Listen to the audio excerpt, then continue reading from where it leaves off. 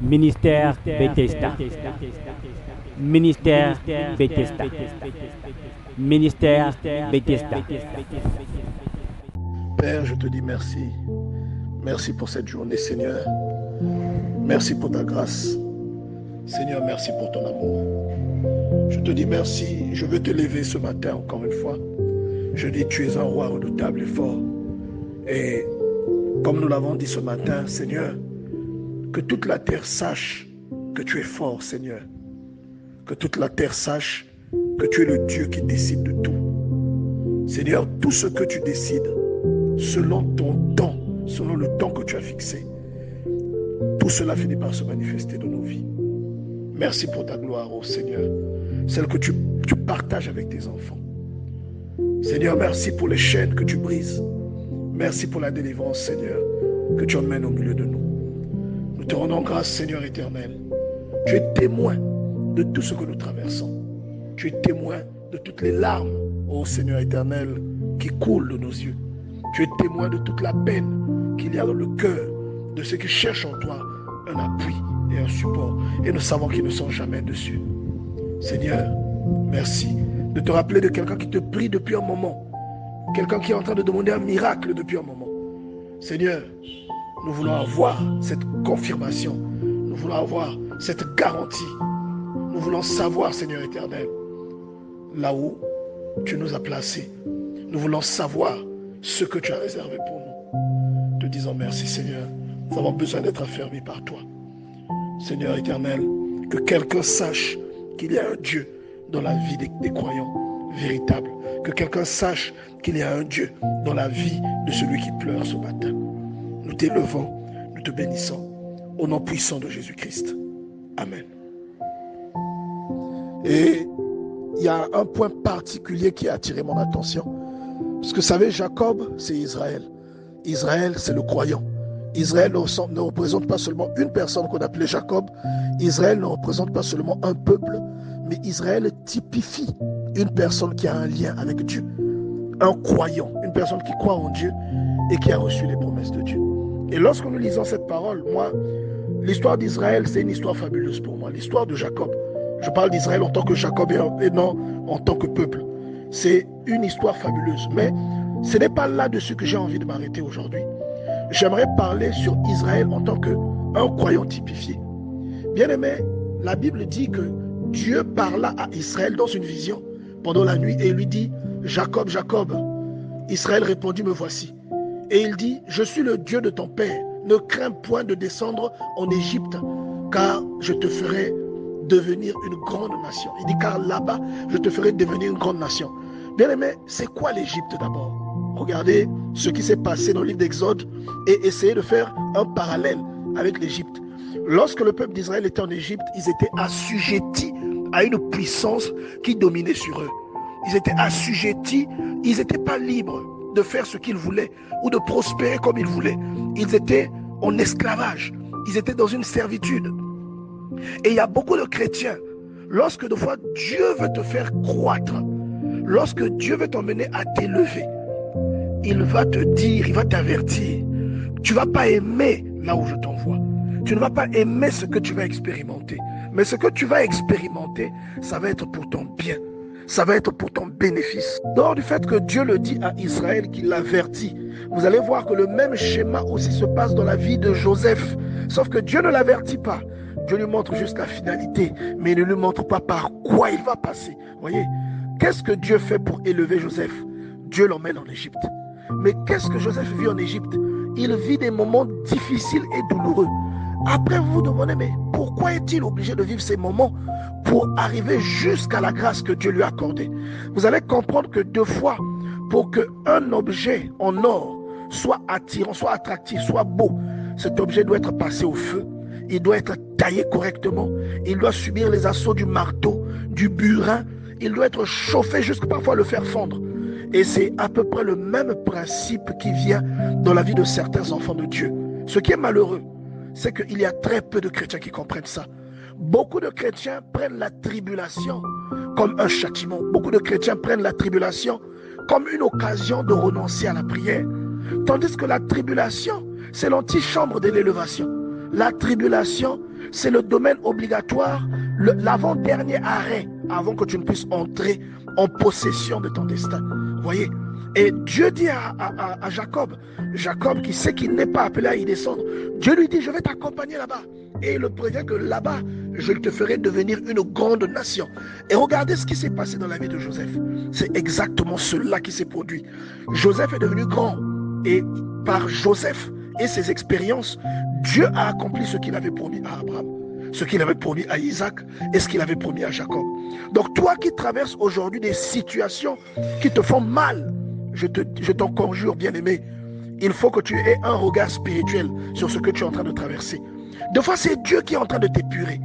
Des fois, c'est Dieu qui te prépare à quelque chose de plus grand que ce que tu vis. Regardez la précision. Il dit, moi-même, je descendrai avec toi en Égypte et moi-même, je te ferai remonter et Joseph te fermera les yeux. Tu vas dans un endroit où tu n'as aucune garantie. Mais lui te dit, lui-même, il descendra avec toi. Et il y a même parmi nous des frères avec lesquels nous échangeons qui peuvent témoigner qu'ils vivent ces choses. Ils entrent dans une période difficile de la vie en tant que croyants. Et Dieu les accompagne dans cette période. Dieu les assiste pendant cette situation, pendant toute cette étape qu'ils sont appelés à traverser. Et vous allez voir que même là où beaucoup de personnes renoncent, ils arrivent pas, ils ne pensent même pas à renoncer parce que Dieu les accompagne là où ils sont. Et ils comprennent que Dieu les a volontairement plongés dans une situation difficile, mais situation dans laquelle Dieu lui-même les accompagne, situation dans laquelle Dieu lui-même les assiste. Vous voyez, pourquoi? Pour accomplir les promesses que Dieu leur a faites, pour les multiplier et les rendre grands. Tes dents vont se multiplier lorsque tu seras dans la tribulation. Tu vas chercher la face de Dieu. Tes dents vont se multiplier lorsque tu seras dans la tribulation et dans les challenges. Voyez, lorsqu'il te manquera quelque chose, lorsque ton enfant sera malade, tu vas chercher la face de Dieu. Et tu vas multiplier toutes les choses bénéfiques qui sont en toi. Tout ce que Dieu a placé en toi comme grain, tu vas le multiplier et tu vas le proliférer. Parce que ton activité dans la prière va durcir en fait. Elle va s'agrandir. Tu vas beaucoup prier à cause de ton problème. Si tu cherches un mariage, tu feras beaucoup de programmes de prière. Si tu es marié et que tu n'as pas d'enfant, tu feras beaucoup de programmes de prière. Tu feras des jeûnes. Tu seras appelé à chercher Dieu pour que ce que tu cherches arrive. Or, entre-temps, toi tu ne vois que ce qui arrivera, mais tu ne vois pas que Dieu est en train de te multiplier. Pourquoi un vrai chrétien, lorsqu'il rentre dans une épreuve, il ne peut pas sortir de cette épreuve telle qu'il est rentré? Lorsqu'il va rentrer dans l'épreuve, lorsqu'il sort, il ressort enrichi. Regardez Jacob, lorsqu'il est allé chez Laban, l'araméen, son oncle. Il est allé là-bas, il a lui-même rappelé à Dieu que lorsque j'ai traversé ce cours d'eau, je n'avais qu'une ceinture et un bâton. Mais lorsqu'il est revenu, regardez ce qu'il était devenu 20 ans plus tard. Et chez Laban, ce qu'il a vécu, c'était une tribulation. Il a été maltraité par son oncle, il a été escroqué par son oncle et il a été méprisé par ses cousins. Vous voyez? Donc il a vécu des situations difficiles jusqu'au jour où Dieu lui dit, Jacob, il est temps que tu retournes au pays de ta naissance. Et il a pris sa femme et ses enfants, et il s'en est allé. Vous voyez? Donc, et quand il est parti, il n'était plus le même. Il avait plusieurs enfants, il avait plusieurs femmes, il avait plusieurs richesses. Vous voyez? Et quand Dieu te dit, toi en tant que croyant, que je te prends, je t'emmène en Égypte, n'aie pas peur, je serai avec toi là-bas, et je te ferai remonter d'Égypte moi-même. Bien aimé, Dieu sait de quoi il te parle. Vous voyez? Quelquefois, il y a des situations que tu ne vivais pas hier, mais tu commences à vivre aujourd'hui. C'est un message de Dieu, bien-aimé. C'est un arrêt de bus avant l'arrêt final, l'arrêt de ta destination. N'oublie jamais cela. Dieu ne t'emmène jamais dans un endroit par hasard. Il ne permet pas que tu ailles dans un endroit de servitude par hasard. Il te permet d'y aller, mais malgré que tu es à l'étranger, tu es logé, nourri, véhiculé. Comme le fut Jacob, comme le fut Joseph. Lorsque Jacob arrive, on leur donne une ville qu'on appelait Goshen. Et vous avez remarqué que même lorsque Dieu en est arrivé à punir l'Égypte, Goshen n'était jamais touché. Lorsqu'il y a eu les plaies d'Égypte, Goshen n'était jamais touché. Pourtant, ça se trouve en Égypte. Ça veut dire que toi, dans ta tribulation, jamais ce qui arrive aux autres pendant la tribulation ne t'arrivera à toi. Parce que toi, tu es accroché à Dieu. Dieu veillera à ce que, dans la tribulation, que tu ressentes sa présence. Moi, quelquefois, pour préserver la richesse spirituelle que Dieu te donne, il est obligé de t'emmener dans un endroit d'adversité. Il est obligé de te conduire dans un endroit où tu ne te sens pas chez toi, un endroit où tu n'as pas tout ce que tu veux. Il est obligé de t'emmener, même s'il ne t'emmène pas au Gabon ou dans le Mayombe, mais spirituellement, tu vis au même endroit, mais spirituellement, il t'emmènera dans une région aride. Spirituellement, il ira avec toi dans le désert. Et tu ne vas pas aimer ça, bien-aimé. Tu ne vas pas aimer ça. Mais il faut que tu te souviennes que c'est dans le désert que Israël a su comment invoquer Dieu. C'est dans le désert qu'ils ont su qui était Dieu, quels étaient ses préceptes et comment le servir. C'est dans le désert qu'est né le judaïsme. Vous voyez? Et quand Dieu te confie quelque chose, comme ici l'enfant dont on parle, le Christ, on te le confie. Et ça peut être un don, ça peut être une faculté que Dieu te donne. Bien-aimé, il va parfois t'envoyer dans un endroit où tu ne sauras pas, où tu ne vas pas boire à ta soif. Pourquoi? Parce que les efforts que tu vas faire vont contribuer à préserver et à faire grandir cette chose que Dieu t'a donnée. Vous voyez, tu vas proliférer à cause de la difficulté. Tu vas proliférer parce que tu veux quelque chose que tu n'as pas. Et bien aimé dans le Seigneur, Dieu est puissant. Dieu est puissant, il est profond et il est terrible. Et je prie que quelqu'un qui passe un moment difficile en ce moment n'attribue pas ce moment difficile au fait que Dieu t'a abandonné. Joseph était parti depuis 13 ans. Son père Jacob, qui était prophète, n'avait pas les nouvelles de Joseph, même de la part de son Dieu.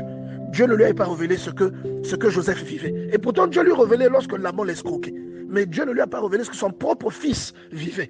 Dieu ne lui a pas dit qu'il était encore vivant. Vous voyez? Mais vous allez voir que lorsque le moment est arrivé d'accomplir le destin, Dieu lui a parlé. Il lui a dit, je serai avec toi. Vas-y. Et ton fils Joseph te fermera les yeux. Donc ce n'est pas parce qu'il ne te répond pas que tu dois croire qu'il t'a abandonné. Ce n'est pas parce qu'il ne te répond pas que tu dois croire qu'il n'est pas là, ou qu'il se tient loin de toi, ou qu'il ne t'aime pas comme il aime quelqu'un d'autre. C'est une fausse théorie, bien-aimé dans le Seigneur. Que Dieu te réponde ou pas, cela ne change pas l'amour que Dieu a pour toi. Cela ne change pas ses engagements qu'il t'a donnés. Cela ne change pas les promesses qu'il t'a données. Et ce que tu attends de la part de Dieu, tu l'expérimenteras. Ministère Bethesda. Ministère Bethesda.